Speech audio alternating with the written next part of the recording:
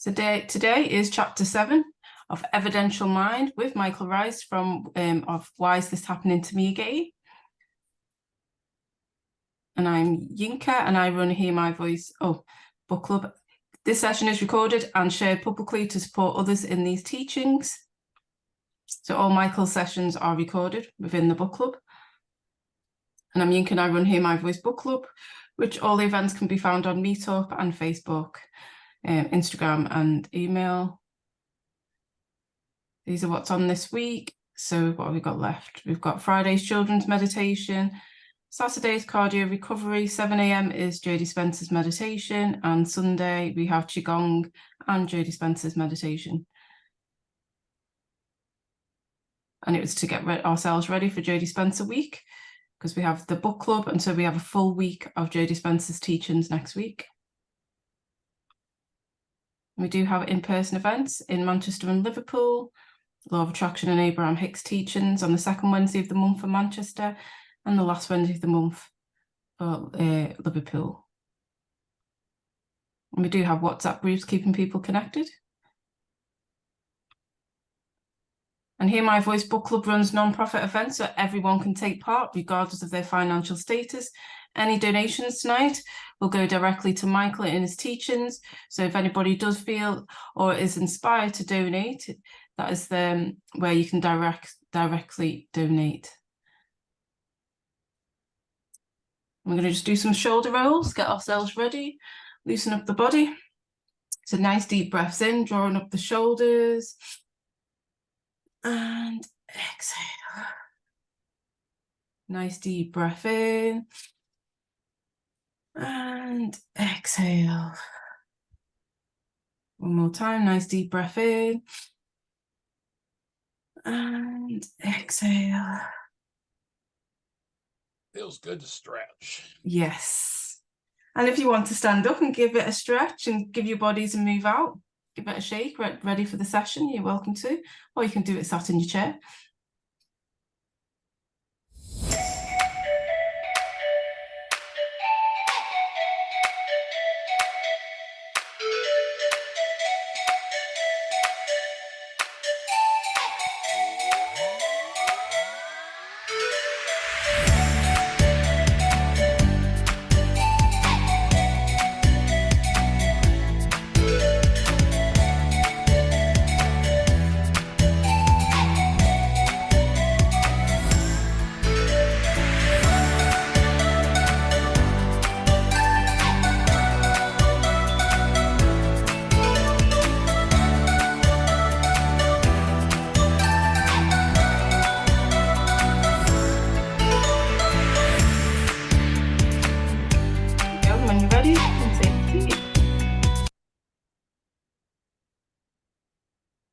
So Michael is the founder and director of Heartland Self-Healing Centre. Michael lectures and teacher of health and healing and true meaning of true forgiveness. The focus of his study is combined by body-mind principles, physics and ancestor Aramaic studies into a unique body of pioneering work in the field of self-healing, healing through relationships, anger, grief, resolution, world peace, and inner process of forgiveness.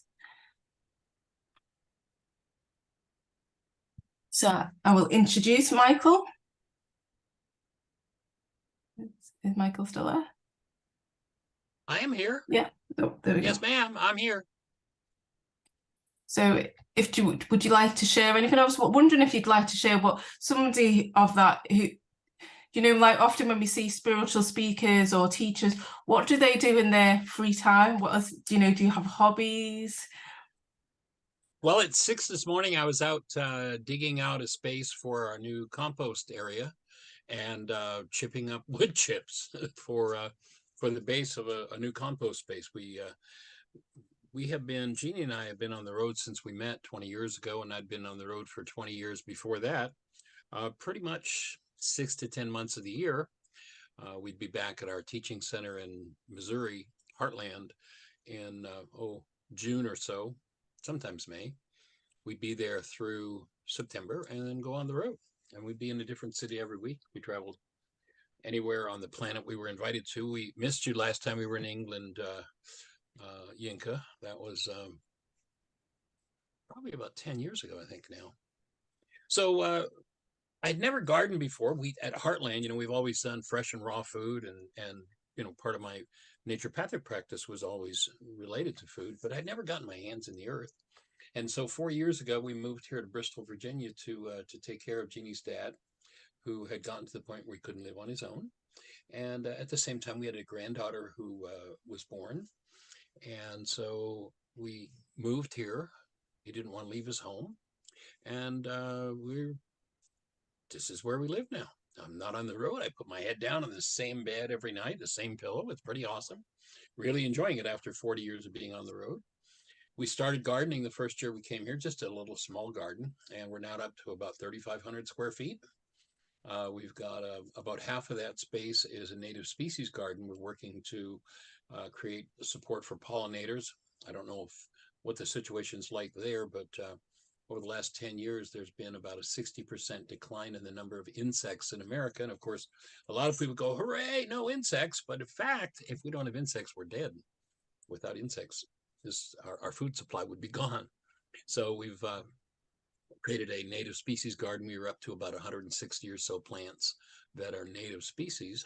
So we've been spending a lot of time on YouTube University learning about food, learning about gardening. One of the biggest insights I came to there, since food has always been a part of my practice and my work, is that you can't grow food on dirt. And most of what we see that they call food in the grocery store was grown on dirt. Well, what do you mean dirt? What's the difference between dirt and dirt? And what else is there? Well, there's soil. Soil's a whole different thing. Most people don't realize that agriculture has a field. They pour 10 gallons of glyphosate per acre on that field to kill everything in the soil, everything that's on that land where they're going to grow. And then they plant a seed that, of course, they're trying to get life out of death. They've just killed everything. It's pretty silly when you think about it, expecting life out of death. And they fill it with chemicals so that these shells grow that look like vegetables and fruits and like food. But in fact, they're not. That's one of the reasons why degenerative disease is taking over on a global scale. It's outrageous. But so that insight has come to me that you need soil. Soil is a live, living organism. And so we've spent a lot of time building soil here. The space we're in is actually a clay hill. And we've probably, in the last 4 years, built about 16, 18 tons of soil and enjoying growing. And of course, then our other big part of our lives, aside from, of course, doing this work, is that our granddaughter is getting ready to turn 5. We raise her 2 to 3 days a week, and she's the light of our lives. We just are having a blast with her. We have a couple of other grandchildren who've arrived the last few years, but unfortunately they're way off in Missouri, and so we get limited time with them. That's one of our hobbies, is we will create get a timeshare and get everybody to come and play. And so between gardening and our granddaughter and this work, our days are pretty full. We take time to take care of ourselves. And right now we're just at the phase where we're eating just about everything right out of the garden, which is pretty awesome. So that's kind of where we live and what our lives are about. It's nice not to be traveling. And although I enjoyed 40 years of it, we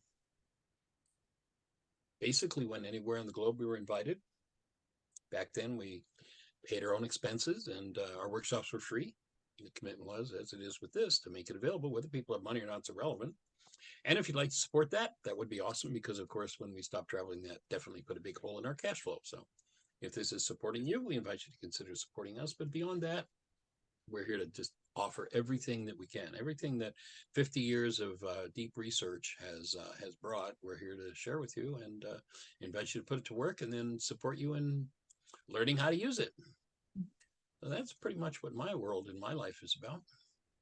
I have 2 kids. Yeah. And one of them has 2 daughters. She's in St. Louis. And the other one, my son actually is 43 now. And for 25 years, he has wanted a baby so much, but just never met the right woman. And a couple of years ago, they met and got married. And now they have his first daughter, our granddaughter, Kaylee Jo.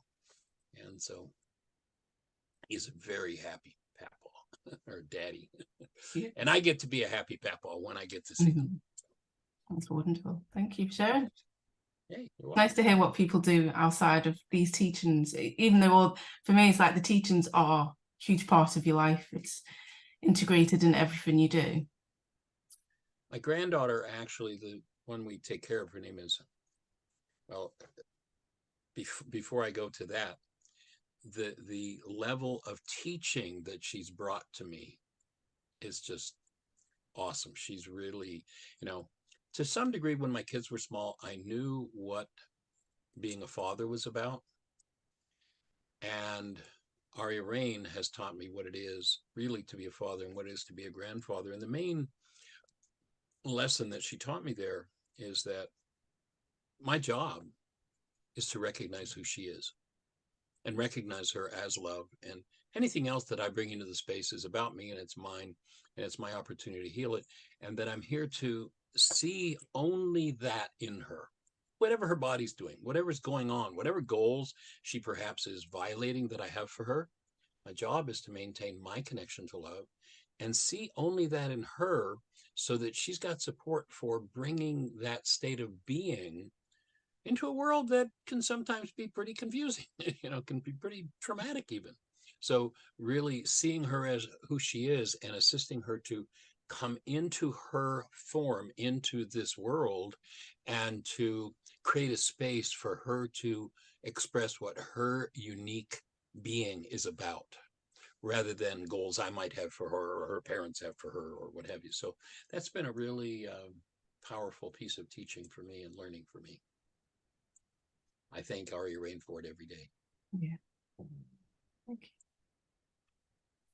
I shall share my screen ready for the session. Let's go for it. So remember throughout the session, if any triggers come up or emotions, not to breathe, to remember to just breathe. Myself and Michael will constantly remind you of that, because holding your breath is exactly how you require a past about something and carry it with you. Holding your breath attaches the pain of an experience to a reality in your mind. If that reality is triggered, even through external circumstances, do not justify it, there will be pain. So remember to breathe. Whatever is triggered, remember to breathe. Breath is a master cleanser. Mm-hmm. So the previous chapter, Richard, a successful man in his late 30s, following his breakup of another marriage and contacted Michael. Richard felt his life was a mess and was desperate and wanted Michael's help. We looked at the courage it takes to face yourself, to be vulnerable enough to feel our true feelings and be honest enough to look at our real thoughts. Richard discovered the true cause of his reality, recognizing the patterns of his past, and now he had learnt those patterns from his mother. True forgiveness and taking responsibility, not blame, for all his realities. So that was the previous chapters. And this is for you to just get yourselves a pen and paper just to jot down. Have you had thoughts like, why is this happening to me again? Why are they doing this to me again? Why am I doing this to myself again? Why can't life just cooperate? Choose one pattern you have been experiencing in your life recently that you would like to take a look at through this session. So just jot down something that you may be experiencing that you'd like to take a look at through these sessions.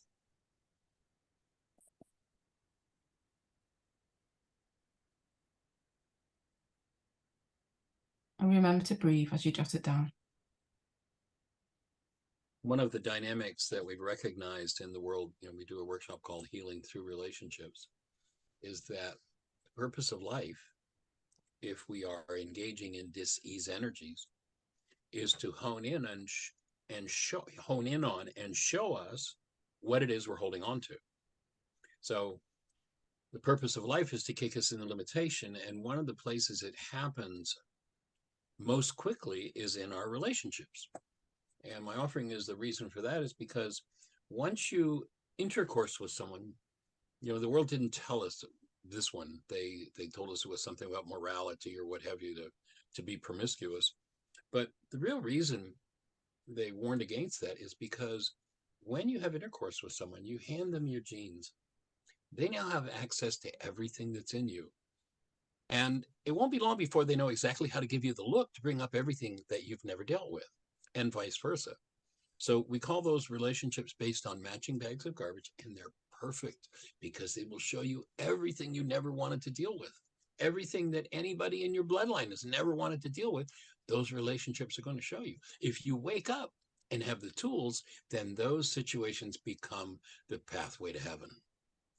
If you stay in denial, if you keep pretending, the only reason you're feeling what's going on in you and your mind has the evidence to prove it is because of them, then that same relationship that would otherwise take you to heaven will send you to hell. Well, actually, you'll go to hell yourself by the projections that you do. But we'll look into that as we go on and look at the evidential mind.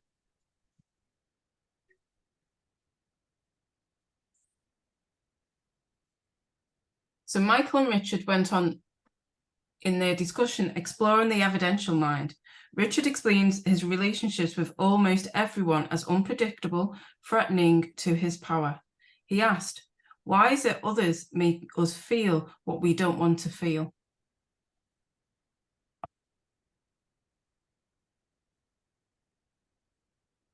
So you can either jot this in the chat or put your hand up if you want to answer this question. If Richard experienced his relationship with almost everyone as unpredictable and threatening to his power, and asked, why is it others make us feel what we don't want to feel? Why do you think others make us feel what we don't want to feel? I can't answer that one Yeah. because it's inside of you.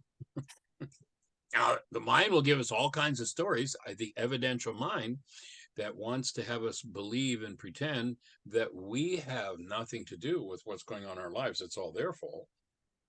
The evidential mind will back you up and show you that, you're powerless in that. But in truth, the only reason you've ever felt anything is because it's in you to feel it. And yes, I see the question, can it be positive? Yeah, it's just energy. To the energy system, there's nothing positive or negative. It's just what is. And so anything that you pass to that other person, especially the things you've hidden from yourself, they're going to have access to, and vice versa when you intercourse, when you exchange genetics with someone.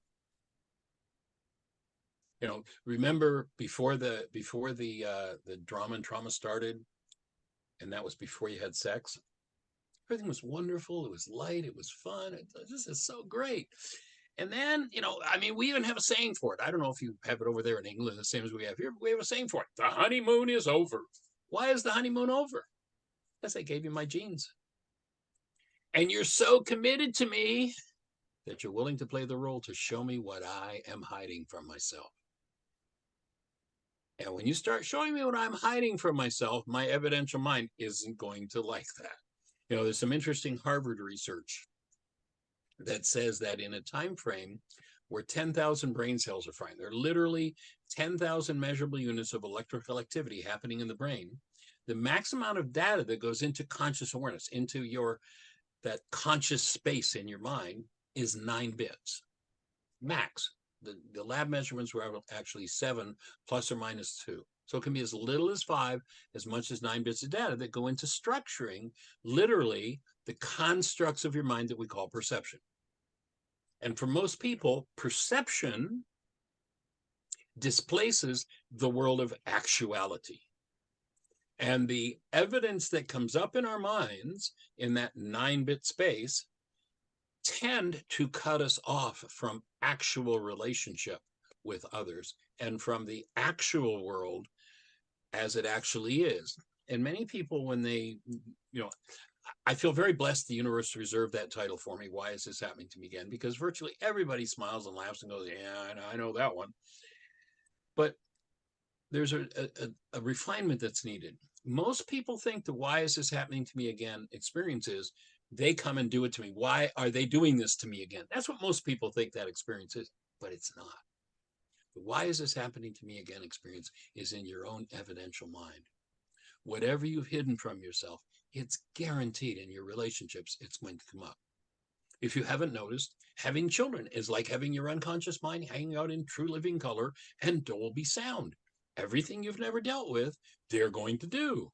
Why? Because their genes come from you. And everything you've never wanted to deal with, they don't have a stop button for. Punishment is by a parent with a child is the effort to stop the child from doing what I don't want to feel inside of me, doing what resonates that in me.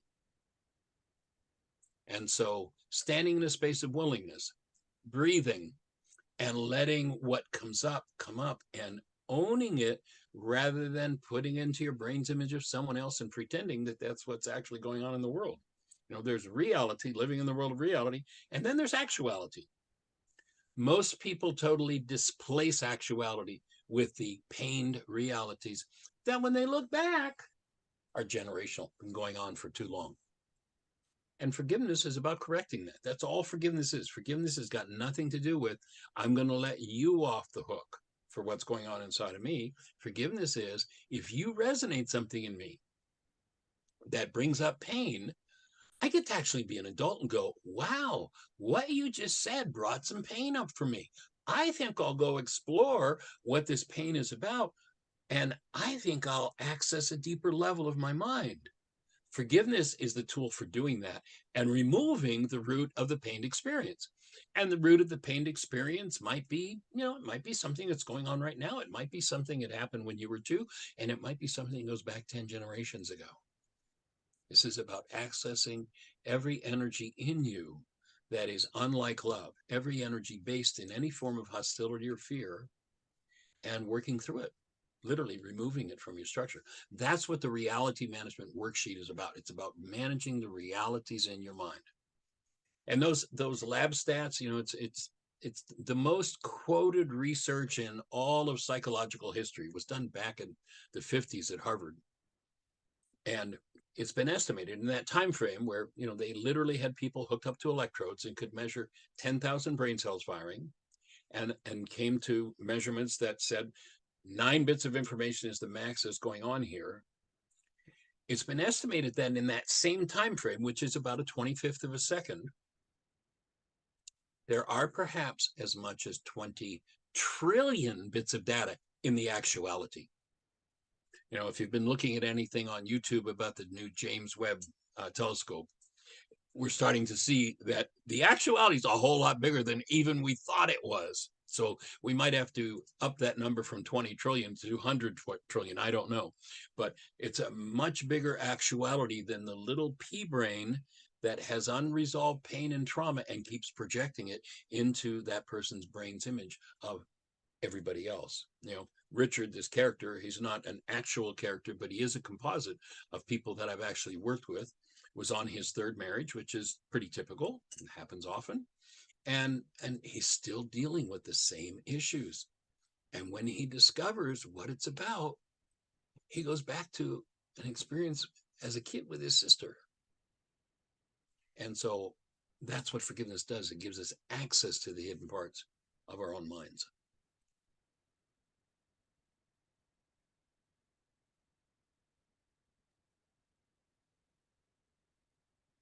So the mind can only give you information supported by your internal reality structures. If your core belief is, I am powerless and I get attacked by women, your mind must process your experience with women in a way that matches that reality. Any information not in sync with that reality is blocked. In other words, it's not going to get into that 9-bit space. And I just had a chance to look at the chat, and someone's asking about that connection with sexuality again. So my offering is that when 2 people intercourse, what they're doing is they're actually exchanging genetics. And genetics, basically the genetics are an extension of what's been called our unconscious mind. You'll remember in the ancient teachings, and this is what the ancient teachings were about. What's been called theology has got nothing to do with theology. It's about this. But you remember they said, the veil of the temple must be rent in twain. And churchianity told us that was a purple curtain in a church that got torn in 2 at a particular moment. No. This is the temple. The veil is the barrier between the subconscious and the unconscious. If you're ever going to heal, you're going to have to start looking in there and cleaning it up. Energetically, when we intercourse with another, when we become intimate, literally the energetic patterns of our field are absorbed deeply.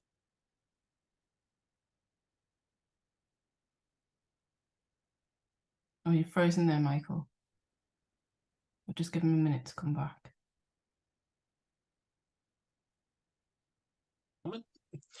Sorry, Michael, you just froze for a minute there.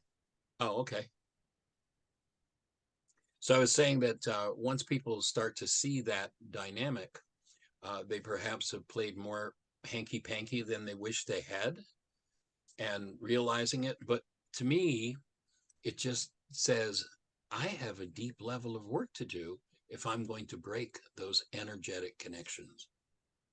You know, I have a radio here and I tune it to 900 on my AM dial.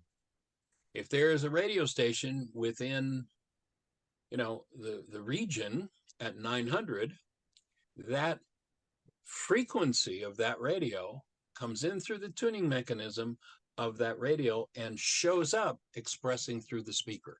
It's the exchange of information that causes that little plastic cone to start to vibrate and say what we're taught are words.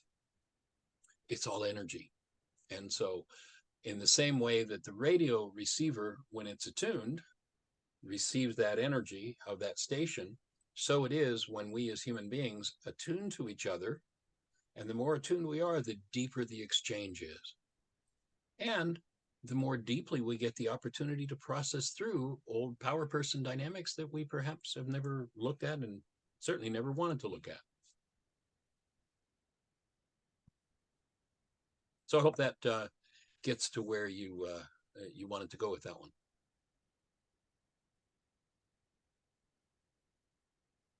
I'll click on to the next slide.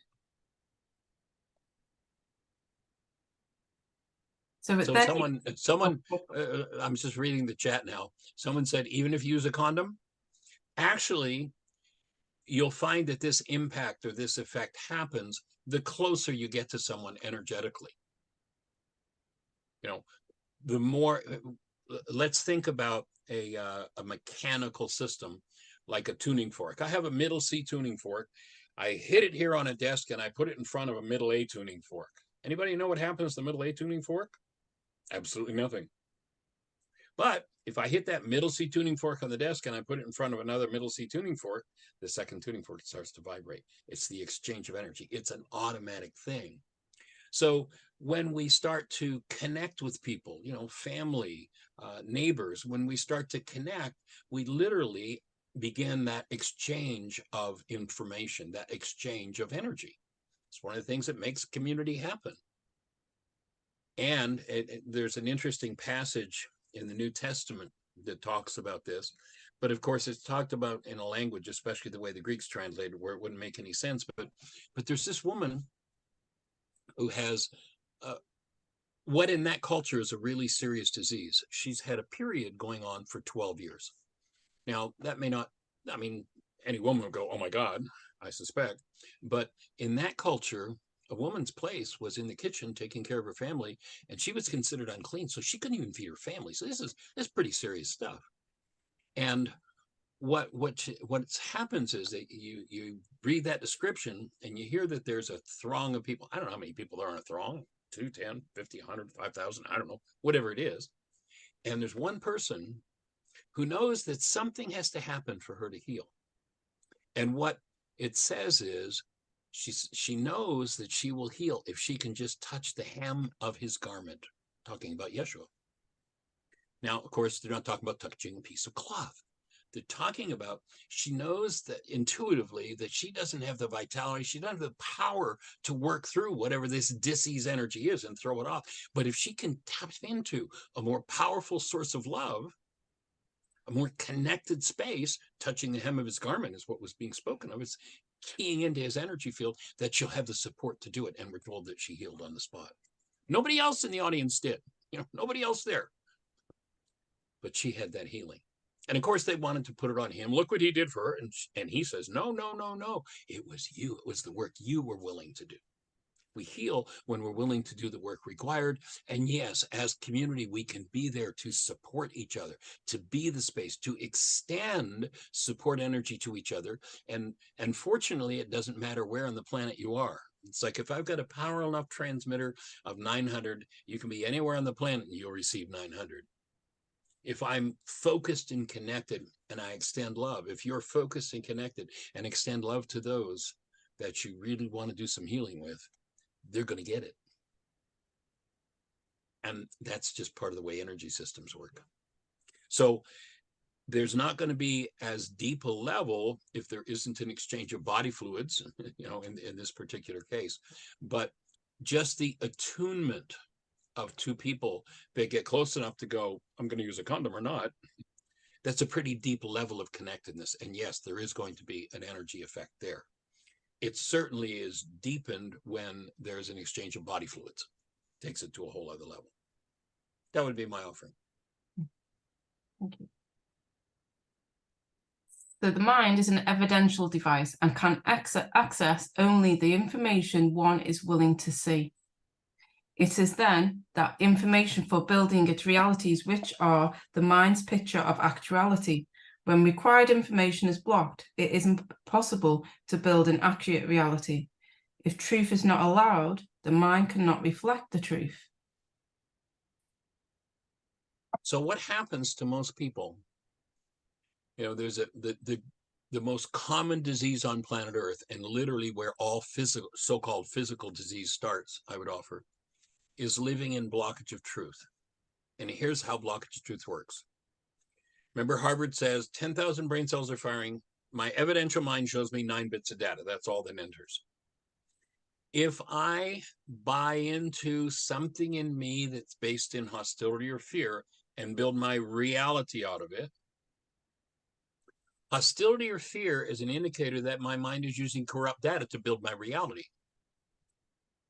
A reality shown by the mind. Now, let me just ask, is anybody here, and I'll make this rhetorical because we don't have the space for everybody answering the question, but has anybody here ever had somebody accuse you of doing something you absolutely never did, or saying something you certainly did not say? And of course, everybody goes, yeah, sure I have. Yeah. Tell me, or just review in your mind, what state were they in when they accused you of something that didn't happen? Were they in this loving, wonderful, embracing, sweet space, or were they in hostility, fear, rage, or guilt, or whatever? 100% of the time, it's the hostility and fear-based mind. Now, it's really easy to look and go, yeah, gee, I remember when that happened with that, and I remember when, every time they were in hostility or fear. So you're telling me that hostility or fear in their minds means that their mind's lying to them. That's interesting. But then the big challenge becomes, how do you apply that to your own mind? Oh yeah, well, that may be true about them, but I can be in hostility and I'm still seeing the truth. Excuse me. Liar, liar, pants on fire. If you call your mind's lies, anything based in hostility or fear, truth, you fill this 9-bit space with a lie. And when you call your lie the truth, you're now in blockage of truth. There isn't room for the truth to get in. You can't see. 100 people are standing there saying, look, here, it's just what really happened. And you're like, no, this is my reality. And yeah, everybody's got a reality. And if your reality is based in some form of hostility or fear, and you call that reality truth, you're now living in blockage of truth. One of the first things that has to happen, if you ever want to heal. Now, some people don't want to heal. They want to keep playing the game of, they are card-carrying members of the one world religion of blame. It's all somebody else's fault. But if you want to heal, there comes a point where you have to be willing to put that away and stop calling your lies truth. Apply forgiveness, and the lies collapse in on themselves. When they collapse in on themselves, you get access to the footprint. What's underlies that hidden part of the mind. And when you bring that forward in the presence of love, forgiveness occurs. That's where things start to disappear.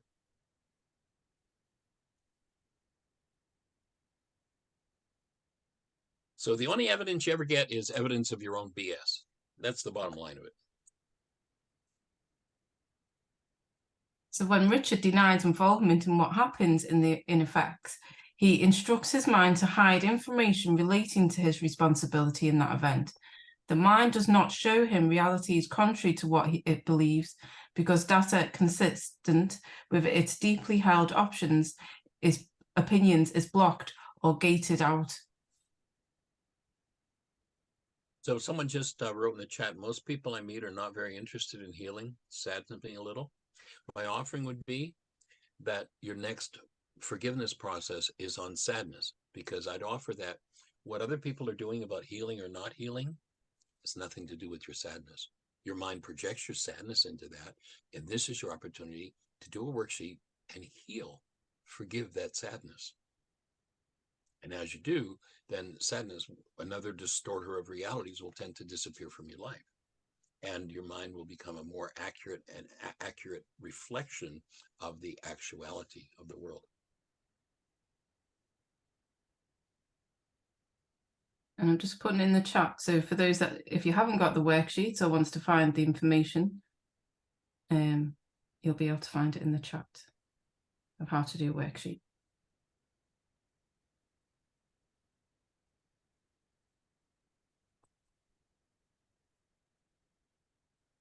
So the mind has no choice when denied access information or providing uncalled for data.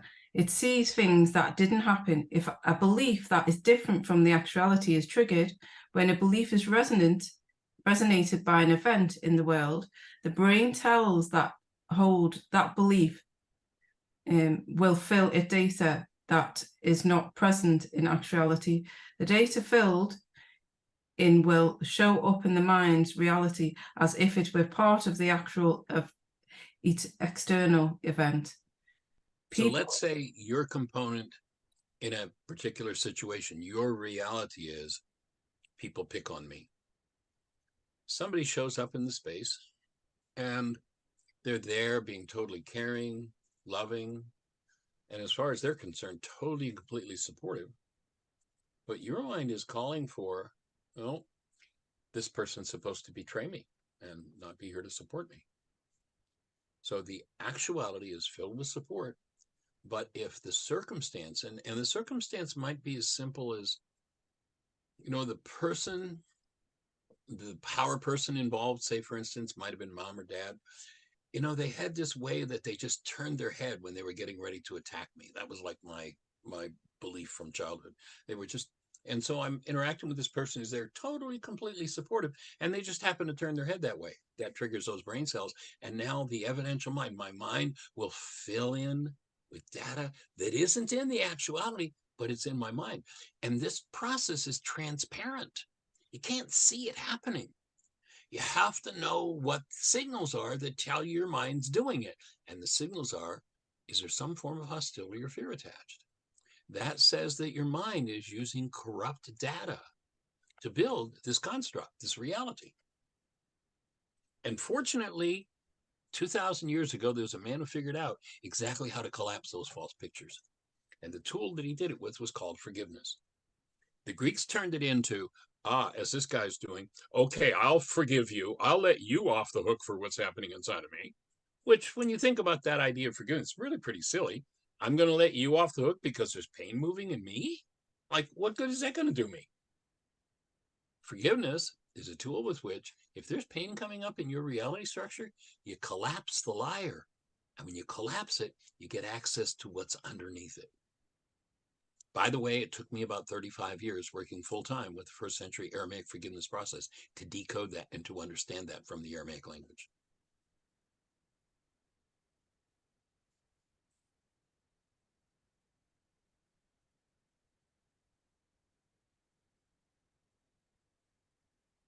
Of course, everybody's reality for those initials, BS, is belief system, right? Nobody has a different reality for those initials.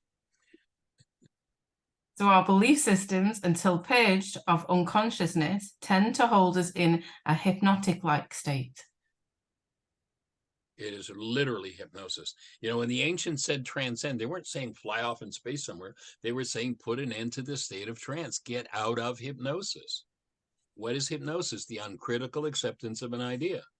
If my mind is convinced that people always attack me, that's the uncritical acceptance of an idea, and the support person will come in and I'll accuse them of attacking me.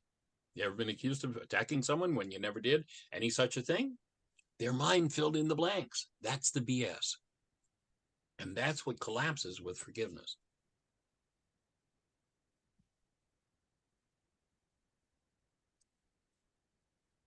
The mind can only follow your instructions to hide what you do not want to see and see what your BS belief systems call for. Gaining access to denied and therefore hidden information and undoing false beliefs, the key to healing what is at the root of most repeated experiences.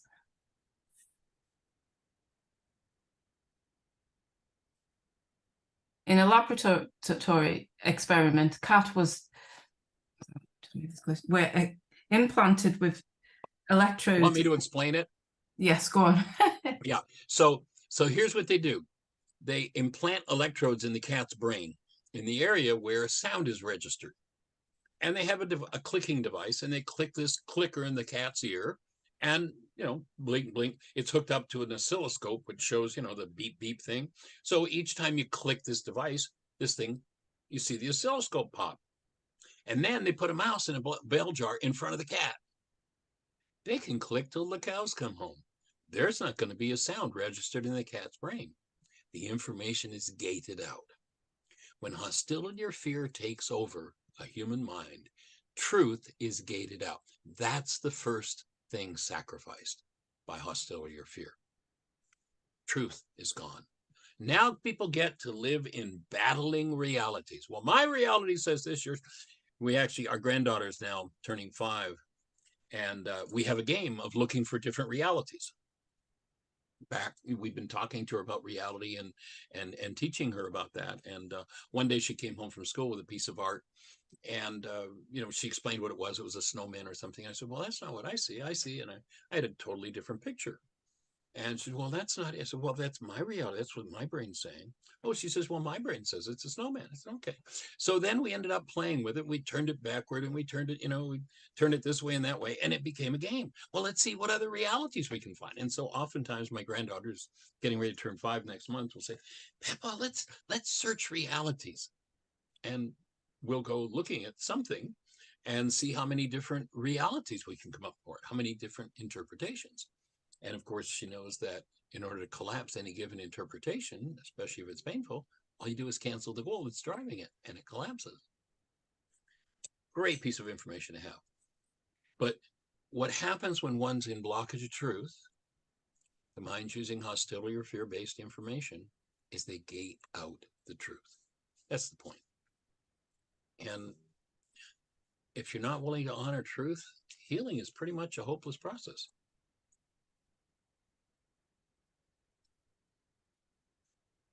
Go for it. So how does that translate in human terms? Inquires Richard. The implication are many, especially in relationships. A computer analog allows us to look deeper into the evidential mind impact on human function. Consider a computer, incapable of a choice and can only display information as directed. The person operating the computer selects or creates the programs that run on it. Since the computer can only follow direction and display information on it has access to, the information available to the operator is limited by the program that is operating, replies Michael.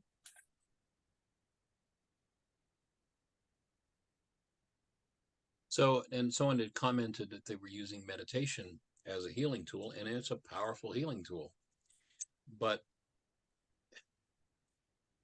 if one comes from a family history or a cultural history of a lot of violence, a lot of pain, a lot of trauma, it can take a lot of years sitting in a cave and meditating. I know I spent time in India. I got to meet several gurus when I was over there. And it was interesting to observe when they're in front of the audience, everything's so cool. But the minute the audience turned their backs, some of those people were bastards. with the people around them that were serving them, literally slaving for them. That doesn't clean up the database. That doesn't, it creates a nice front and a nice BS, a nice belief system, but rarely does it actually do the work. You know, if you look at most of what's been called, what I like to call churchianity, they're looking for this, but they don't have the tools, the piece that's missing. So it becomes a facade. A lot of people call, you know, the religion is phony. Oh, they're fake. Well, they're doing the best they can with what they have. But as I say, I spent time in India and watched what some of the gurus did to those who were slaving for them, and it wasn't very nice.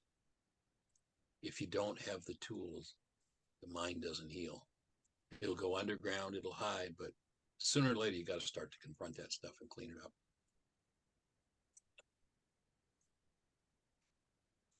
And we have an app for that, by the way. Yes. You know, if you want to access the tools very easily and very directly in a space where if you have any question, you can just write the question, send it to us, and we'll answer it. We have an app. If you go to your app store on your phone and just put in the search term Heartland, Heartland, one word, Aramaic, Aramaic, forgiveness, you'll see the world's only forgiveness app. It'll be a red heart. Download it. It's a very private app. We literally set it up so there is only one permission required for it to operate. You know, we don't want to dial your phone or read your texts or send emails or change your settings. None of that. You know, it's crazy stuff they ask for in these apps these days. There's one permission, and that is just to be able to access the internet. Without that, you know, power supply, it's not going to work. When you complete a worksheet in it, if you decide you want to save it, there's a feature that you can turn into a PDF, and it will ask for a second permission, and that is to store it on your hard drive. It's got to, of course, put it somewhere. But other than that, there are no permissions. It's totally private. You can tell it anything. And it's a powerful tool. And on each page, if there's a question, if you're like, gee, I'm not sure about this step 3, there's a link. You can just type in your question, hit send. My wife, Jeannie, will get it in her email. We'll read it on the next radio show and answer the question, have a discussion about it. And then Jeannie will send you back an email with a link so you can listen to the answer to your question. So now we're doing everything we can to make this as available as possible and provide as much support as we can. So there's a way to get to it.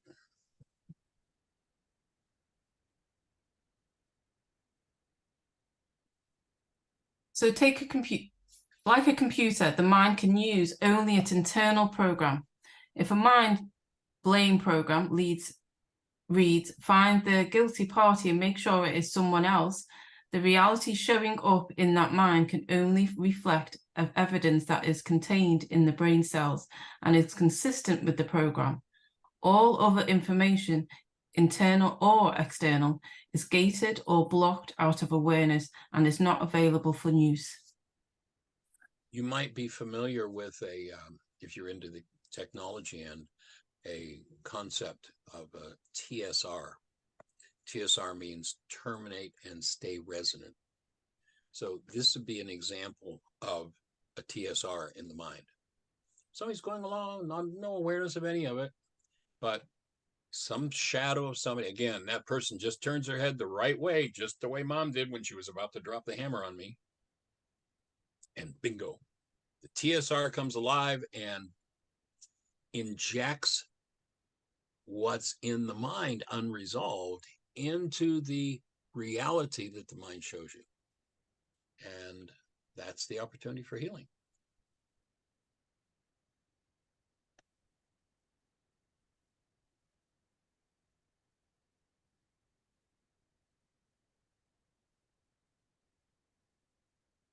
So if no consistent information is resonated by the actuality being focused upon, the mind will hallucinate the needed evidence out of its past and attach it to the reality generated.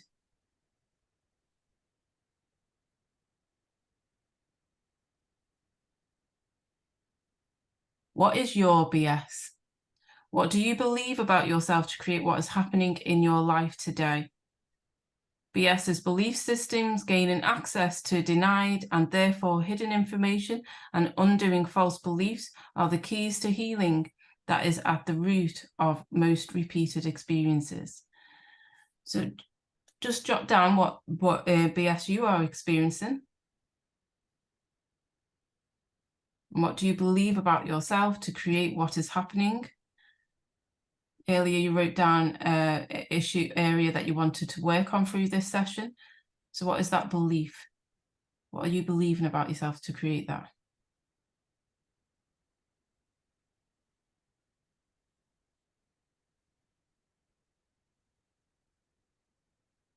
So in order to set up a particular circumstance, especially, you know, I mean, if it happens once, you go, well, you know, it just happened. But if you're doing it again and again and again and again, what is it you have to believe about yourself to keep creating that? And probably the greatest atrocity that's been done to us as human beings down through the ages, and that we bought into, is that we've had hidden from us the fact that we are by nature creators. Which of course is great news for everybody. Loves the idea of being a creator when the creation's going well. But when it's not going so well, oh, default BS, somebody else is the problem here. Again, by about the age of 4, virtually everybody that I'm aware of, at least in this culture, I don't know how deeply it's embedded in the culture you're with. I know we've got different countries on the line here, but it's so deeply embedded that by the age of 4, virtually everybody is a card-carrying member of the one world universal religion of blame. And it's got to be undone, because when we live with that, we're living a lie. The mind is lying to us all the time. You know, in the indigenous cultures, they had the trickster or the wily coyote. That's the mind. It can turn anything into anything. It can turn the most loving gesture and remark and look into the most hellish accusation that's ever been made. That's the wily coyote. That's the mind.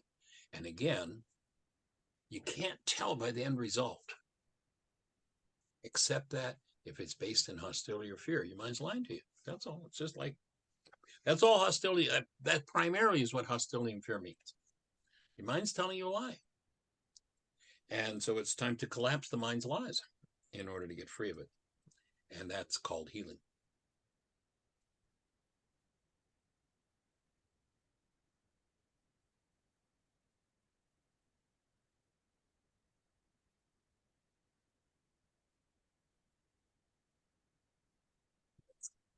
I'm just going to cough a minute.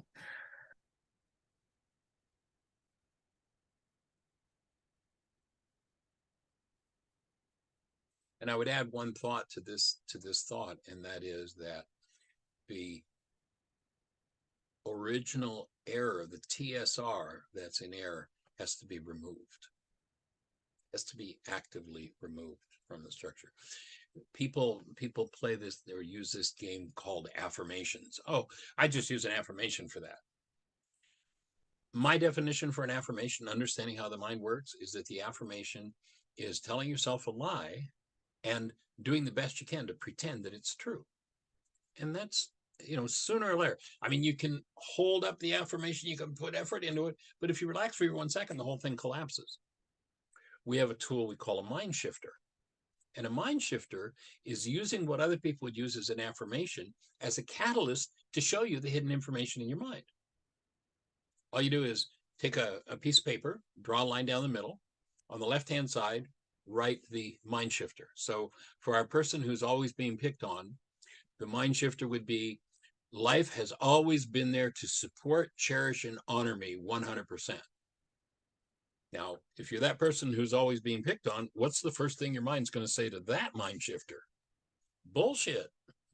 You're full of it. That's not true. Nobody's ever been there for me. What the hell are you talking? And all of a sudden, up starts to well. The mind works by resonance. So a mind shifter, on the right-hand side of the page, you write the mind shifter and you write everything that comes up in response. And you start uncovering, because the mind works by resonance. And you bring things to the surface. And then you go back and you look and you go, I didn't know I held that there. And you get to start to do forgiveness work around whatever that is. And I would just say as well that the mind shifters are really powerful. The last one that Michael gave me to do, I didn't realize how much anger was built inside, that I had inside me. And I felt so angry at Michael for giving me the mind shifter. And it was a really nice mind shifter. but it did draw out, and it's helped me look at the things that I have been hiding from myself or unaware that was even there. So, yeah, I hear you. And Corey, I'll offer that's just pure BS. Belief system. I mean, you can hang out with it, you can keep that belief, or you could choose to do some forgiveness work around it. And it sounds like that's one of the deep ones for you. So you might do many, many worksheets before you're finally finished with that one. But I'd offer that's what you've just put in the chat room is telling us what your next series of worksheets is about. And I'd invite you to go ahead and do that work. Again, we've talked about it before with you, Corey. I think that you are ready to do the self-study codependence workshop. That would be a mind bender blockbuster for you.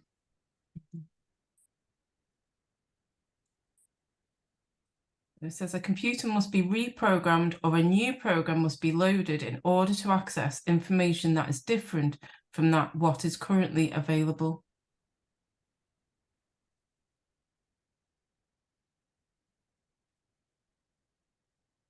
Projection. Blaming someone else for what goes on in our minds and using our internally hidden information to build our mind's image of them is called projection. Projection of our internal process is the main block to healing. And then we've got on the diagrams, I don't admit it, but I am bitter. And looking at the therapist, my therapist is very bitter. Now, the world teaches projection is taking something that's inside of you and putting it outside of you. That's not projection. Projection is when you take the content of your own brain cell structure and make a picture out of it. That's projecting. You're projecting the content of those brain cells into your brain's image, usually of someone else, whoever it is you're blaming. Then you pretend that the image is outside of you, that you're actually seeing them. And that's externalization. And the whole time, it's all internal. The why is this happening to me again experience is I like to use the acronym SIN, sin, self-induced nonsense. We do it to ourselves. And in Aramaic, by the way, the word sin is an archery term. When you fired at the target and you missed the bullseye, the scorekeeper yelled sin. All it means is you're off the mark. When you hold in energies off the mark, your mind becomes a liar whenever it starts to use that piece of energy or information.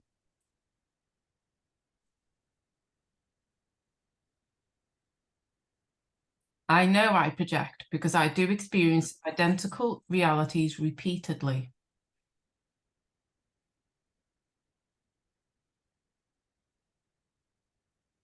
Richard, the mind can only give you information supported by your internal reality structures. If your core belief is, I am powerless and I get attacked by women, your mind must process your experience with women in a way that matches that reality. Any information not in sync with that belief is blocked. And so most people live in their BS their whole lives and never know that the actuality is different than the realities being presented by their minds. And so what's needed is a tool to collapse those realities. It's not a pleasant image, but it's actually a powerful one. You know, virtually everybody in the world got to see the 9/11 towers go down in New York back in 9/11. And what you saw was a structure that imploded and dropped into its own footprint. Free fall speed. Of course, that's an impossibility, but that's a different story. But that tower ended up in its own footprint. When your mind generates out of brain cells, and every cell in the body functions as a brain cell. That's why if you hold a toxic energy in a cell, the organ that cell is in is going to tend to become diseased. So the mind projects from those brain cells. Every cell in the body is a brain cell. It's not just the 3 pounds between your ears. And when those pictures come up, if you believe them, then you're stuck. If you know that they're driven by goals, you'll notice, unless you're just a generally miserable person, you're pretty happy with everybody around you when they're doing everything you want them to do. Notice the only time your mind generates upset is when somebody violates a goal you hold for them. That's because goals are the drivers for perception. In the Aramaic language, the word forgive is shabag or shabak. It means to cancel. It doesn't mean let them off the hook for what's happening inside of me. The word shabak means to cancel. Recognizing that the goal I hold is what's driving my mind to use this BS to produce my pained reality. When I cancel the goal, then removing that goal, that structure collapses in literally on its own footprint. Now you've got access to the original event where the pain was installed in your mind or your physiology or your genes. And when you bring that forward in the presence of love, when you look at the worksheet process, that's the forgiveness process. When love is present and you bring that forward, it dissolves. That's all. The pain, the trauma, it doesn't matter what it is, it dissolves automatically, instantly, just like that. All you have to do is get to the root energy. And many people, they spend years on the psychiatrist's couch thinking, wondering about, oh, what was the deep, dark, dirty, horrible, terrible thing that happened to me? 20 years later, they're still asking the same question because they think that accessing that is a function of memory. I have to remember. No, actually, it's a function of forgiveness. When you cancel a goal, that perception will collapse. It will give you access to what underlies it directly, instantly, right here, right now. Now, a lot of people don't want to do that because they have to look at what's going on inside of them. They have to start to tell themselves the truth. And that can be a pretty traumatic thing. But then you get to forgive your trauma and go for healing because you realize it's the only thing that will ever kill you. And I have this sneaking suspicion that we're not even designed to die. So time to wake up to the truth.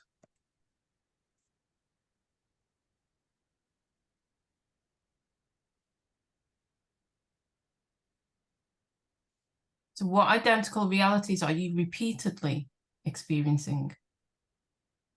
The mind can only give you information supported by your internal reality structures. Your mind must process your experience that matches your belief reality. So what are those experiences you are repeatedly experiencing? And you can put them in the chat as well. What's your why is this happening to me again? Mm-hmm. And I see there was a question or a statement. I think Michael's mentioned a program that might be beneficial for listeners. Anyone got a reference? I'm not sure exactly what you're referring to there. Is that the intensive you've just mentioned? With Corey? Pardon me?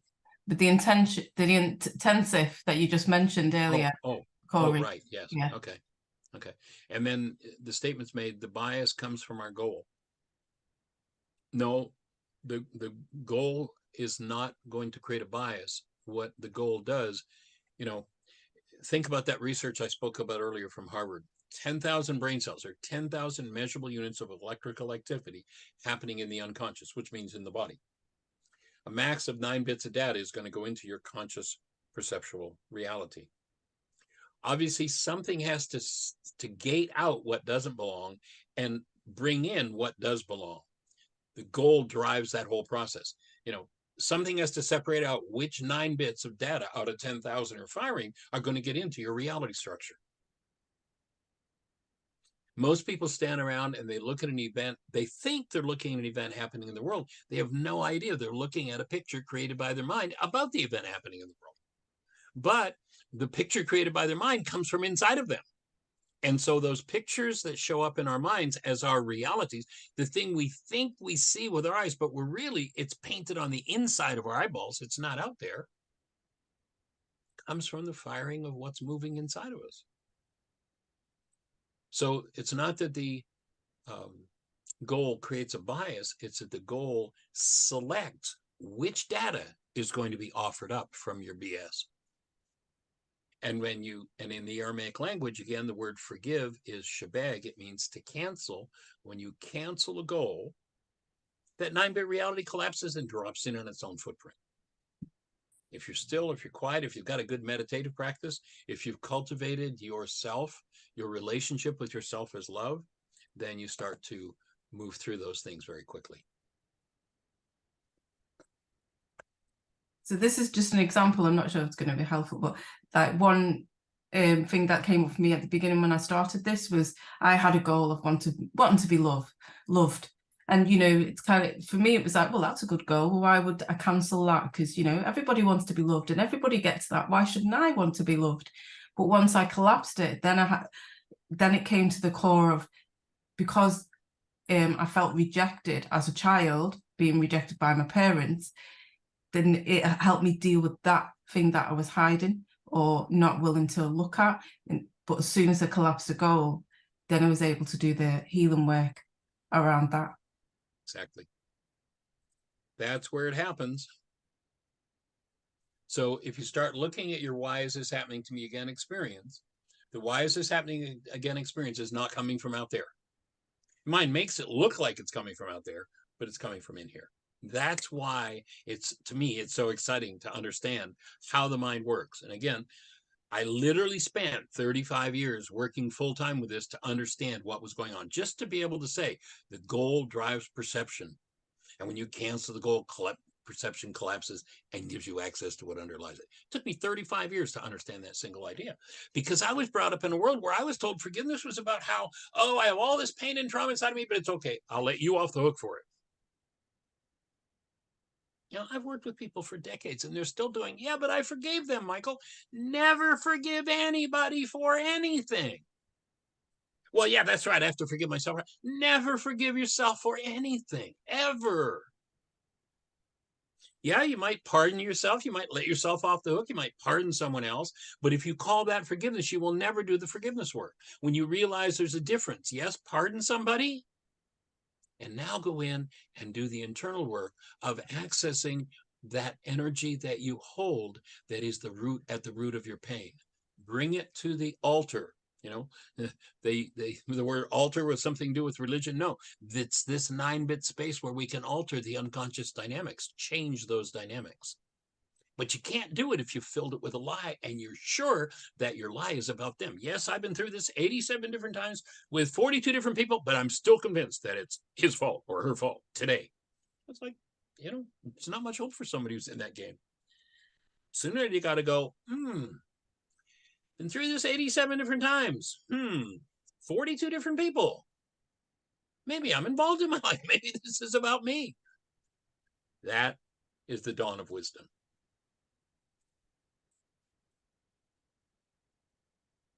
And it comes by putting the pen to the paper or the fingers to the screen if you've got the app and doing the work of forgiveness. A lot of people, this is like mental masturbation. Oh, that's so exciting. That's so much fun. And they'll call me a week later and say, well, you know, I got this thing going on. It's so terrible. I said, have you done a worksheet? Oh, well, no, I didn't think of that. Do a worksheet. Stop pretending it's outside of you. Collapse the picture world that's been lying to you probably your whole life long. And if you're in hostility or fear, however long that's been going on in your life, that's how long your mind's been lying to you. You got to breathe and let it go. Where do we get this worksheet? I think Yinka already put a link into the I put chat. in the link in the, I'll put it in again in case you wasn't here when I put it in. And there you can go to our website, whyagain.org, and you can do the worksheet live on the website. You can download the worksheets and print them off. As I say, you can go to your app store, Heartland Aramaic Forgiveness, and download the app. And then if you have questions on the app, just ask them and we'll answer them. And in the links that I've just put in is the book as well. So you can read the book on PDF as well. You know, there's the reality worksheets, the email, the app, all that is in the chat, and how to find all Michael's stuff. And he also has a radio station Monday to Friday, which you can join and ask as many questions, which I've added as well. If you just go to our website, there's a microphone on the page, click there, it'll tell you how to access the radio show. 1 till 2 o'clock Eastern time, 5 days a week. We're in our 13th year now, I think. So there are well over 4,000 hours of archives. You can go back and start listening. And those 4,000 hours are all this exact conversation that we're having today. In every kind of permutation you can think of. but it's not until you start doing the worksheets that you'll really start to grasp and understand it, because the worksheets are crucial to this teaching and all teachings, because it's helped me in anything that I've been learning. And if you can't access the radio show because you don't have a US telephone, you can go to Blog Talk Radio. That's where our show initiates from. And you can create an account. They're very private with the information. We've never had anybody in 12 years that's ever had their information violated. And then you can listen to the show on the archive, or pardon me, in the chat room, and you can interact and ask questions. Great, we've got the keyboard set up there. So you can ask questions right there live on the show, and you'll be having a conversation with me. If you have a way to call in, and I think they've got it set up so that Skype can call into the show, then we'll have a verbal conversation. You can listen without logging in, but you can't ask any questions without logging in. You need to be able to log in to ask questions. And during the show, Jeannie's always monitoring the chat, so any questions come up, we're there to answer them. Go for it, young lady. Yeah. And if this is just taking a moment to breathe, because the best exercise I know how to practice and strengthen your ability to hold a space of love is to close your eyes and allow yourself to become quiet with your awareness focused inside. Think of that which inspires in you the clearest, strongest, most powerful love you are capable of feeling. When I referred to the veil of the temple earlier that has to be torn in two, the barrier between the subconscious and the unconscious, that barrier is artificial. We are not designed to have an unconscious mind. That barrier is built with holding the breath. Breathing breaks it down. That's why we do a process called still point breathing. Just opens a veil, the energy field wide, and starts to move things through.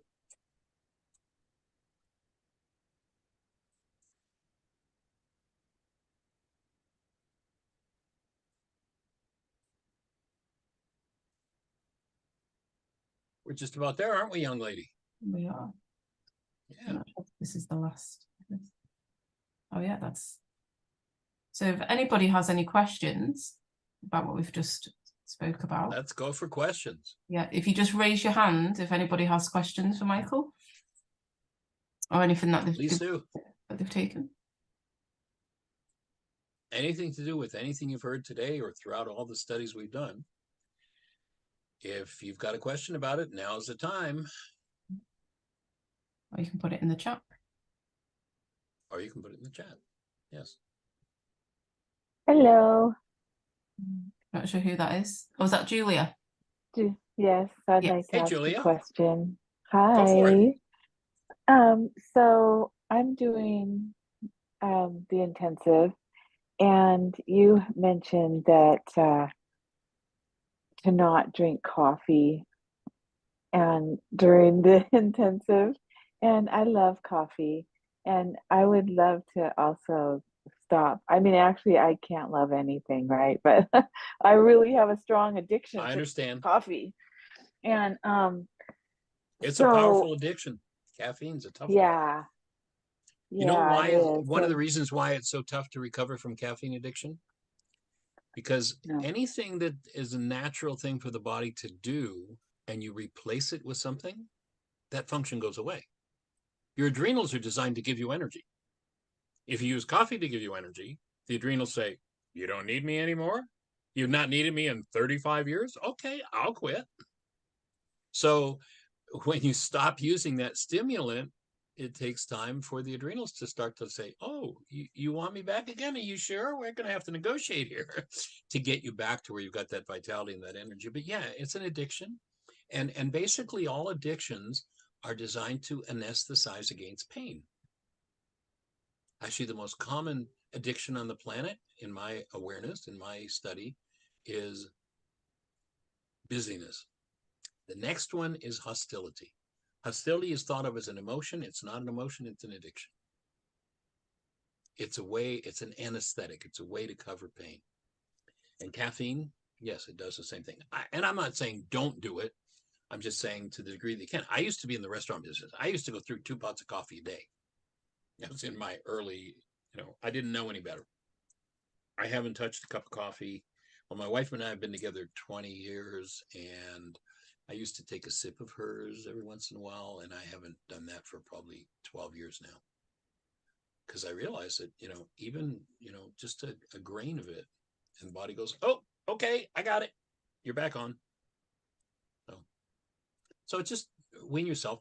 If you go online, there are several coffee substitutes, mushroom substitutes. There's a product that we use that my wife, actually, for years, I tried to get Jeannie to lay off of coffee and she wouldn't. And then we came across a product. Let me send her a text and ask, but I don't remember the name of it. But isn't that kind of doing the same thing as caffeine? No. Just using a different.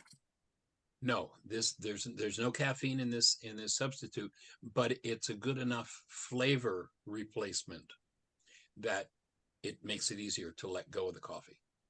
It has a coffee type flavor, but there's no caffeine in it. Can you do a worksheet on it? Oh, absolutely. Any you can do a worksheet on any person, place, thing, circumstance, activity, event, behavior, anything. Yes. I often do worksheets on time because I noticed that I have an issue with time. So I did quite a lot of worksheets on time and my perception of time. And that was a huge eye-opener.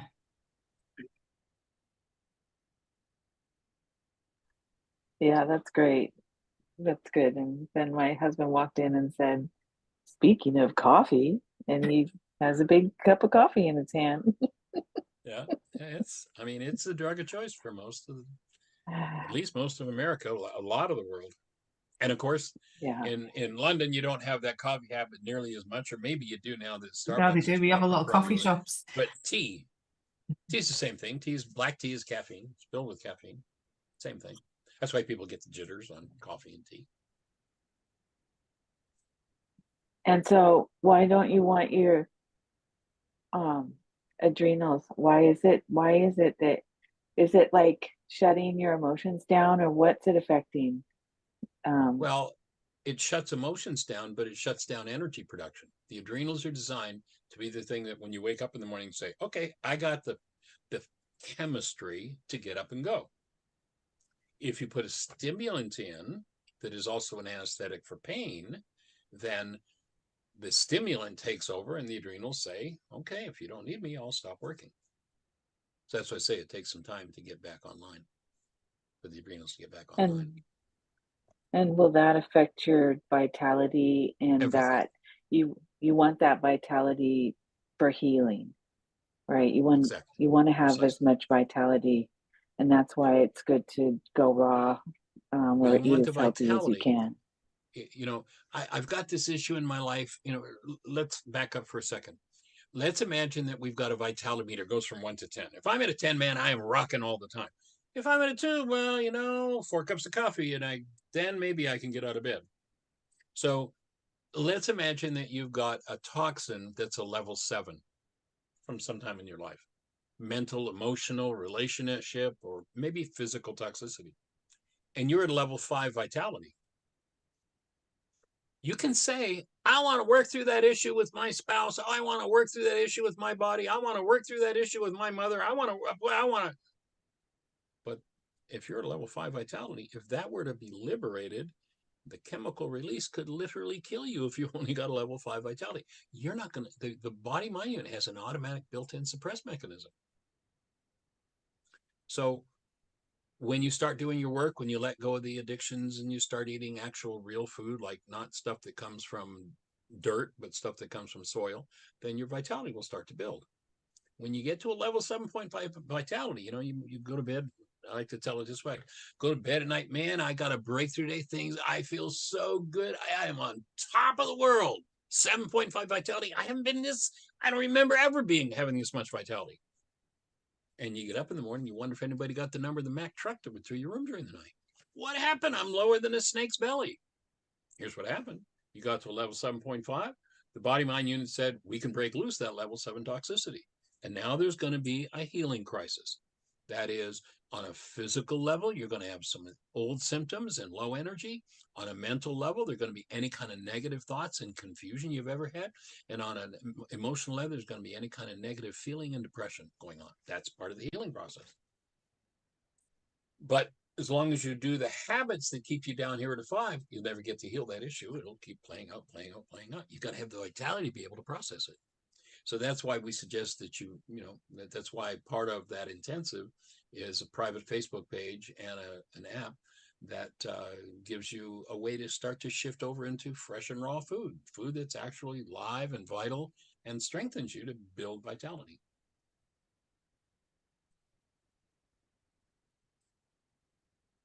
Chicory based, yes, that's what the one. Let me see if Jeannie's answered me. She may not be at her phone.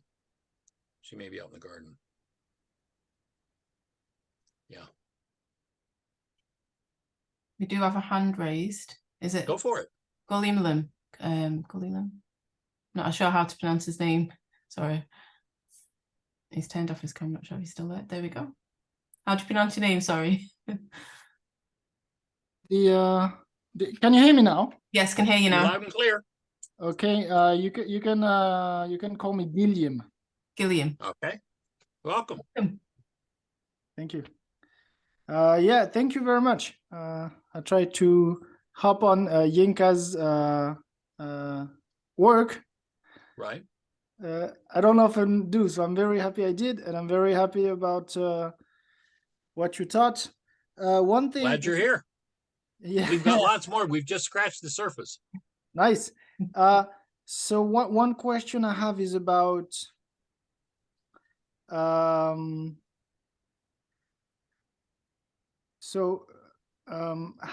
forgiveness is different from the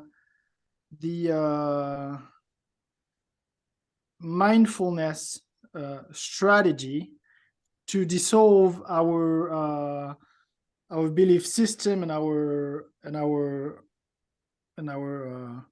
biased mind and thoughts. I'm trained in mindfulness. Right. An excellent practice. I'm with you on that. Yeah. And so the mindfulness people, they say, hey, you just look at it, and it does end up working, right? I used to have a lot of anger, man. And so they say you just look at it, and then somehow your mind will figure out that it doesn't make sense to generate this thing, and your mind will see within itself, within you, the connection and the mechanisms. Okay. And my question is, well, first of all, before you ask your question, yeah, just to speak about what you've just spoken. Yeah. My offering would be that what happens in the mindfulness process is not that your mind figures it out and fixes it. What happens is, in that mindful process, you're bringing awareness, which to me is another word for bringing your true human beingness, which is love, to your own mind. And when love is present, whatever surfaces in the mind that's part of the lie is going to dissolve. I mean, there's just going to be a transmutation that occurs when those things surface. So that's powerful. And I'm in full agreement with it. I have a mindfulness practice of my own. However, so that's because you bring in consciousness, and because consciousness is a form of love. Correct. It is love. It's what we are. But here's the difference with forgiveness, is it's the only tool I know that, if I've got a genetic history, which, pretty much most of us have, and there are perhaps, if you look back, if you just do the numbers, there's one of us, last generation, there were 2, then there were 4, 8, 16, 32, 6. If you go back 30 generations, there are 1.6 billion people in here. Okay. And so when out of that multi-generational database comes some sort of pain or trauma, if I utilize this tool of, as we're suggesting you do, forgiveness, consistently and persistently, you can collapse into what underlies it and actively process through that. rather than I'm sitting here quietly and everything's cool. And it's really easy to be cool when everything's cool. But when I'm, there's an old saying that when you're up to your butt in alligators, it's hard to remember the objective was to drain the swamp. So I would offer that the two practices go hand in hand. The mindfulness is powerful. And if I'm walking down the street today being fully mindful and somebody comes by and gives me the bird and rage comes up, it's kind of tough for me to be standing in the middle of New York going, my rage is up. I think I'll do a mindful practice.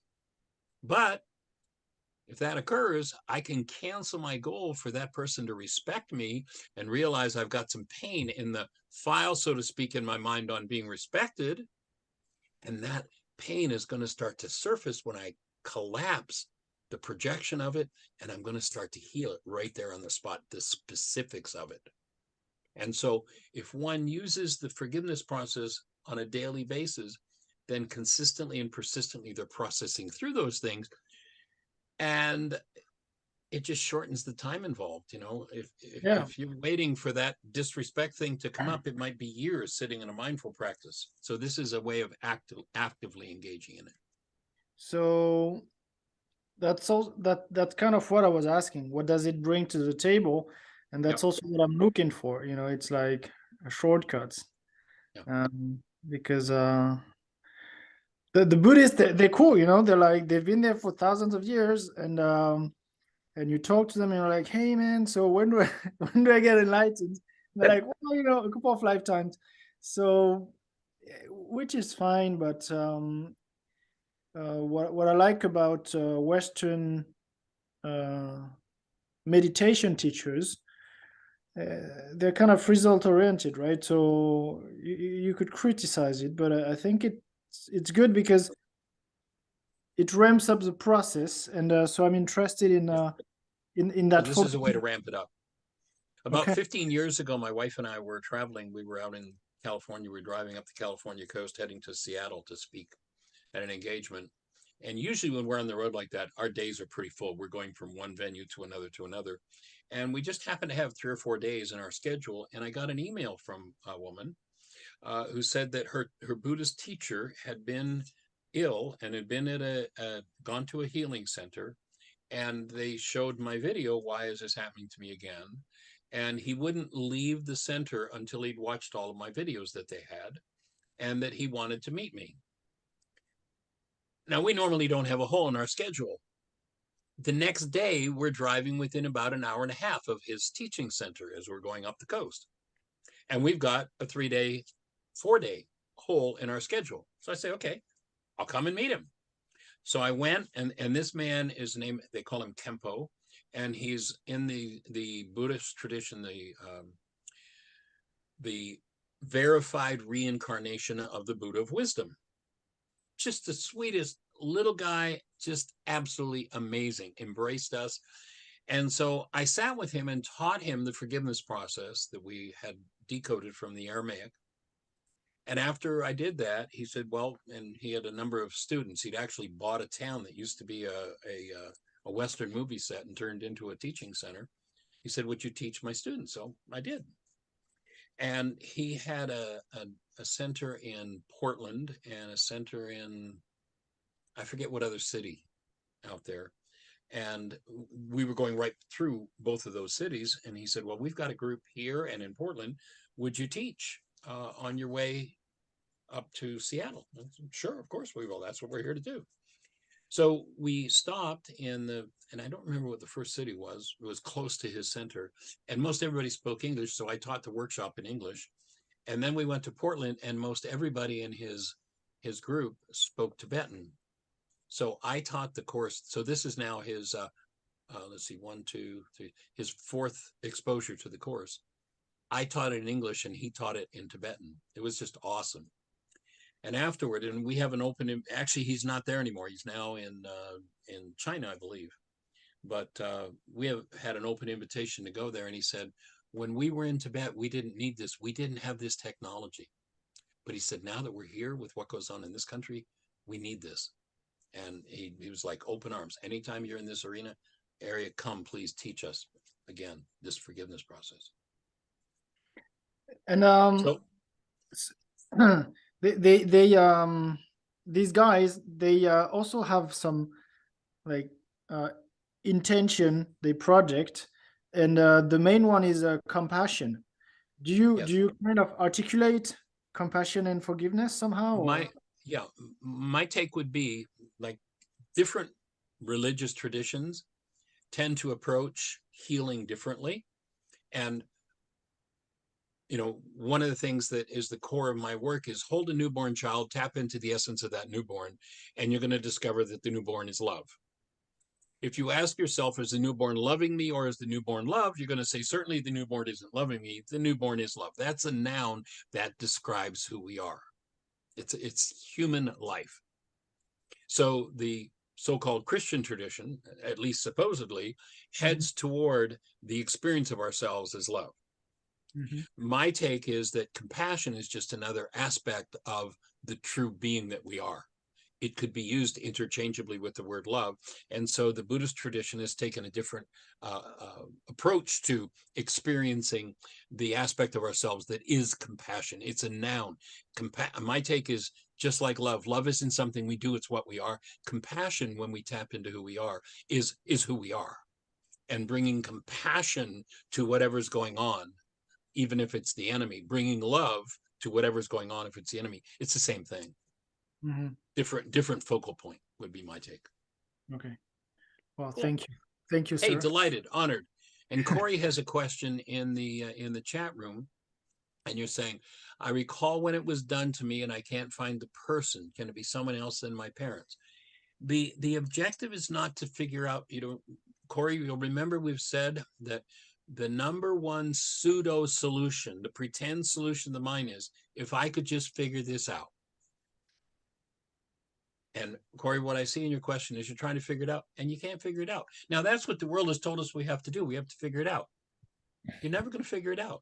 You know, when you start looking at all the dynamics, all the genetics, all the energetic influences, you're never going to figure it out. But you can forgive it. Apply forgiveness. You don't have to figure out who it was. You don't ever have to cognitively know who it was.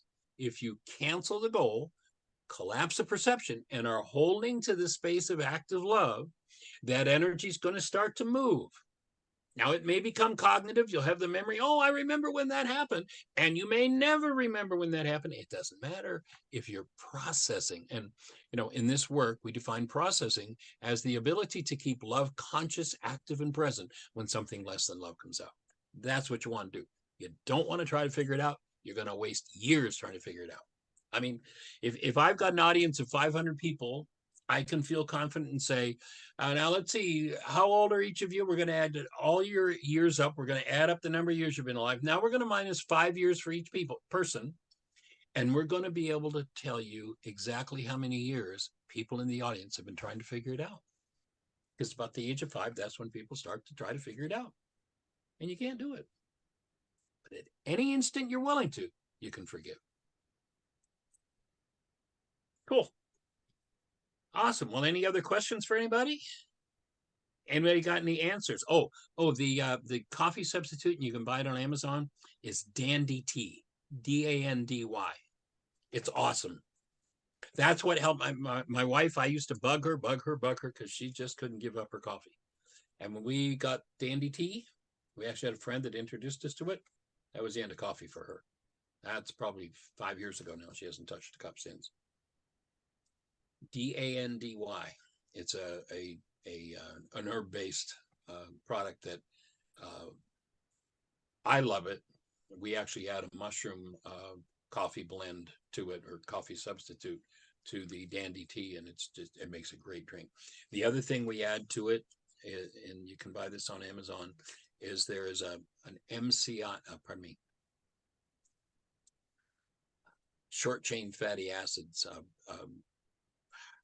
an oil powder, MCT oil powder. And MCT oil powder, a lot of people who are, having problems with Alzheimer's and such, there are physicians who are saying that that's really type 3 diabetes. And the reason that the brain isn't working is because they don't have insulin in the brain to get sugar into the brain cell to cause it to function. This MCT oil powder, and it comes in a 2-pound container. I think it's $38. We use it prophylactically. My father-in-law had Alzheimer's, and there were times when he'd hardly know who we were when we came in the room. We started him on this MCT oil powder. It's a powder that you can put in like a creamer in your dandy tea. It's a really nice, it's like a buttery flavor. It's an oil. And within about 2 weeks, he was beating us at dominoes again. I mean, he could hardly recognize us. We started him on that. So, put those two things together, you got a really nice combination. Cool. Well, if no one else has any questions, I'm complete. How about you, Yinka? I'm complete too. All right. I've got some music to play us out with. Oh, Killiam, you've got a question. We've got a hand up. Oh, I think that's from before. Is that? Oh, okay. Or is it? Well, actually, since there isn't a lot of questions, I have a follow-up question. Go for it. So the question would be, if you do meditate, do you actually use the intent of forgiveness within a meditative observational practice, or is it separate? I will oftentimes, I have a quiet time that I spend about an hour in the morning, usually each morning, breathing, doing what our still point breathing process, and allowing things to surface. And if something surfaces that's based in some form of hostility or fear, I'll consciously, purposely bring active love to the forefront, and I will cancel the goal that I see that's behind that and breathe. And what happens is, you watch people when they're in trauma, and the first thing they do is shut the breath down. Okay. And so to actively breathe as you're canceling a goal opens that, whatever the unresolved energy is, on a deeper level, and gives you a chance to move through it. So yes, I do use it that way. So deep breathing, observation. I didn't say deep breathing. No, I didn't say deep breathing. There's a process we do that's called still point breathing, and it's a particular breath that I developed about 40 years ago, and unfortunately, it's not something that I just hand to people and say, here, go off and do this, because people can get into challenges and trouble with it. Okay. But just to remember to keep breathing is the key. Yeah. And so you basically bring love to a circumstance that arises in your psyche, and dissolving the goal that you had created in mind. I'll identify the goal that I hold behind that. And maybe it was something from 20 years ago. What was the goal that I held 20 years ago for my brother? And I'll cancel that goal, breathe, and allow that whole structure to collapse. And when you bring that forward, whatever's underlying it is going to tend to dissolve. That's great. It's very interesting. This idea of realizing that goals drive our action, emotions, and all. It's behind all stress. It's behind all behavior. Goals. I hadn't heard of it before, but Say it again. I hadn't heard of it before today, but it totally rings a bell. And I'd noticed before in my past, I was like, damn, I've been doing that for years, just because of a goal I had designed when I was like 14 or 20 years old, but it's not relevant anymore. It hasn't been for years. And I've been doing that thing either psychologically or physically, and it's useless. And it was based on a goal that made sense when I was 14 or 18, but that wouldn't when I was 28, right? Yeah. And there are only two ways to get rid of a goal. Okay. Once a goal is established, I don't care if, it's a 3-year-old. A 3-year-old, you look at people and you say, you're acting like a 3-year-old. What's wrong with you? They're being run by a goal from when they were 3. Yeah. The only way you can get rid of a goal is either by achieving it or canceling it. Otherwise, it stays active in the mind forever. That's why, and the way to create stress is by setting a goal. And most people are so loaded with goals. The number one reason people go to doctors is because they're overstressed. When you start canceling goals, you get rid of stress. Your whole physiology changes, your whole psychology changes. So I'm gonna tell you about my experience, my personal experience that might interest you. So what happened to me is I'm a very driven person, and I was for a long time. So I had a lot of goals, you know, and there was a life shift or two in my life that didn't enable me to pursue all these goals at a point. Right. And I kept hitting that wall. Yeah. Again and again. It Most would people create do. issues. So I think it's very central. It's very important because life shifts. And Yeah. so if you always have these goals, you keep on hitting walls. And people, when they understand it, you'll go back and start. I mean, we actually do a workshop called Getting the Stress You Need. That's one of our videos in our product catalog, Getting the Stress You Need. And, you know, stress has been given a bad rap, like there's something wrong with stress. Without stress, we'd be dead. You can't live without stress. The thing is to consciously, purposely design your stresses so that it fulfills your purpose. So we do a meditation in that particular video, that workshop, where we go back right to the womb and look for and ask to be shown if there were goals there. If there were goals at 2 years of age, at 3, at 5, at 7, at 10, at 14, at 19, at 20, you know, going through the whole life process. And most people are just, I remember one guy was a businessman and he was at our center in Missouri, and we did that workshop. And the next morning he came up, he's like, I just had the first night's sleep I've had in 40 years. He was a driven salesman, and goals were, and it's the first time in his life he'd ever actually slept. Because once you hold a goal, you know, some people say, well, you know, my mind just never shuts up. Well, do you know why? You gave it a job. You gave it a goal and you said, get me something for this. So the mind goes to work, and, you know, the conversation will continue. Cancel the goal, the mind shuts up. That's all. And can you go back to how do you, it's not how, it's, does it work for everyone to just in Yes. one meditation go back to your womb level? Like, well, I wouldn't say in one meditation. Perhaps it might take okay. some practice. You know, Okay. it's a process. It isn't Okay. an event. You go, oh, well, I'm Okay. going to do this today. Yeah. I don't know that. You know, I mean, I've got issues. I'll just say that I've been doing this work for about 50 years and developed it. And for me personally, in terms of my own personal inner work, I've done deeper and more important work in the last 2 years than I did in the previous 48. Of course. Yeah. You know, it's a process. So how can we access this video thing to access Well, all if you go to YouTube, okay, and type in Michael Rice, RYCE, you'll okay. find our YouTube channel. There are dozens and dozens of videos there. But we do have a catalog of several different workshops. You can access it on our website, whyagain.org. We do have a self-study process. Yink is going through it. She might be able to tell you some things about it at some point.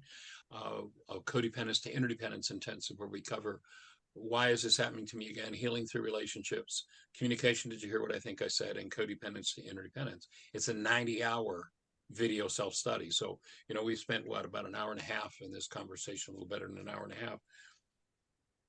And if it's been meaningful, think about a structured 90-hour system where you start working through codependence issues and forgiveness issues. So there, and then, you know, we've got our website's over 20,000 pages, so there's lots of material to digest. So you can access a material free, you can pay for it. You know, the self-study has a fee involved. And so any way we can support, we're here to support. Make it happen for the world. Our commitment ultimately is to make these tools available to every mind, heart, and being on the planet. I'm with you. Thank you. Cheers, man. All right. Well, Ms. Jenko, what do you think? Yeah, I think that, is any other questions before we close? I'm just going to play some music to close us out. All right. Well, thank you, everybody, for sharing this. It's been an honor and a delight. Blessings. Thank you. Thank you. Thank you so much. You are welcome and deserving. And just to say, just to say that the next session of this isn't on the second, because we do it the second and the fourth Thursday of the month. It was not going to be on the next one. I think the next one is the 10th of August. but we won't be on because I won't be here then. I'm taking a week off. Yeah, so we won't be So here. I get a week off too. Cool. Yes. All right. We'll look forward to it. Blessings. Yeah, and it'll be chapter 8, what is projection? And just a key thought that I'm going to leave you with, my mind can only show me my reality. It may or may not match actuality, but it is always matches what is going on inside of me.